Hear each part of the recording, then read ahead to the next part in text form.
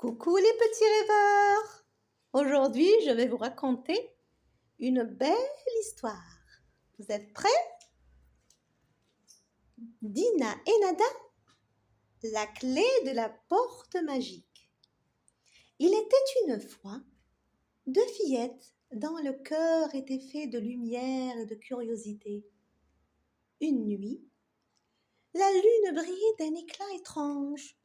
Comme chaque soir, avant de dormir, Dina et Nada observaient le ciel depuis leur fenêtre.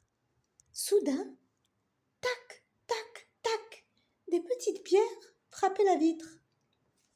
Dans l'obscurité, un chat gris tenait dans sa gueule une clé dorée qui scintillait. « Ah, regarde, c'est un fantôme !» chuchota Nada. « Un fantôme ? Avec une clé. Il doit avoir un style, ce fantôme !» répondit Dina en riant. Le chat s'inclina. « Je m'appelle Moustache. Cette clé ouvre un secret que même le vent redoute. Vous êtes prêts, les filles ?» Curieuses, les deux sœurs décidèrent de le suivre. Le chat les mena jusqu'à la forêt des chuchotements, où un lapin blanc les attendait, un nœud papillon autour du cou. « Ne tournez pas la clé, ne tournez pas la clé, avant que la lune soit rouge !» cria-t-il. Mais trop tard. La clé s'illuminait d'un vert profond. Une voix invisible s'éleva. « Pour percer le secret du silence, vous devez réussir l'épreuve du cœur pur. » La main dans la main, Dina et Nada s'enfoncèrent dans la forêt. Tout autour d'elles, la nature s'éveillait lentement. Les pierres bâillaient de fatigue. « Oh là là, encore des marcheuses, on n'a jamais de repos, nous. Ah, faites attention, les filles, vous allez nous écraser encore. » La rivière chuchotait en ricanant. « Moi, je sais où la clé veut aller, mais je ne le dirai qu'à celle qui sait écouter. » Et un vieux champignon grognon marmonna. « Marchez doucement, j'ai mal au chapeau. » Nada éclata de rire. « T'as vu ça? Même les champignons râlent ici. Au moins, ils parlent plus poliment que toi quand tu as faim. » taquina Dina.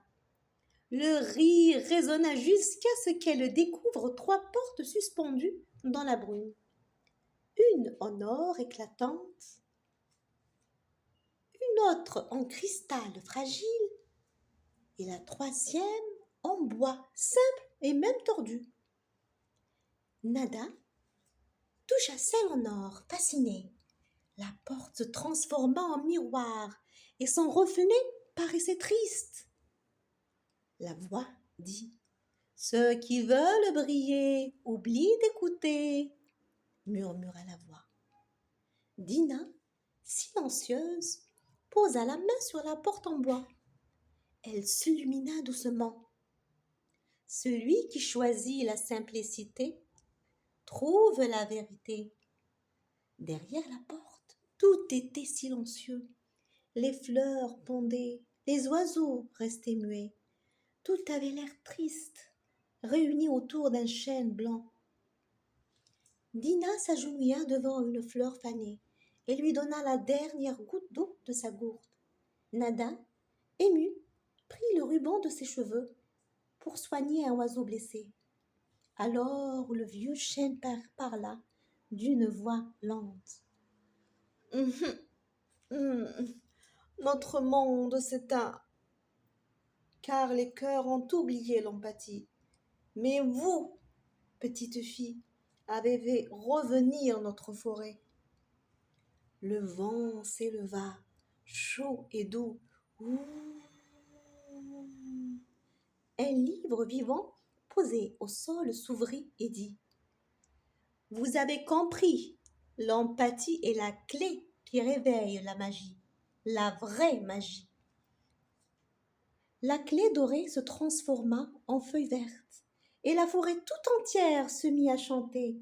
Les pierres riaient, les rivières fredonnaient et même le vieux champignon dansait, en râlant bien sûr. Puis, tout disparut d'un coup. Nada regarda la feuille dans sa main. « Regarde, tout a disparu. » Dina sourit. « Non, ne t'inquiète pas, elle sera toujours dans nos cœurs à jamais. » La main dans la main, les deux sœurs rentrèrent à la maison, le cœur rempli de magie, fiers d'avoir accompli leur mission secrète. Depuis ce soir-là, chaque fois que le vent murmure, la forêt se souvient des deux filles au cœur noble. La morale de l'histoire. La vraie magie n'est pas dans tout ce qui brille, mais dans le cœur qui comprend la peine des autres. À bientôt, les petits rêveurs!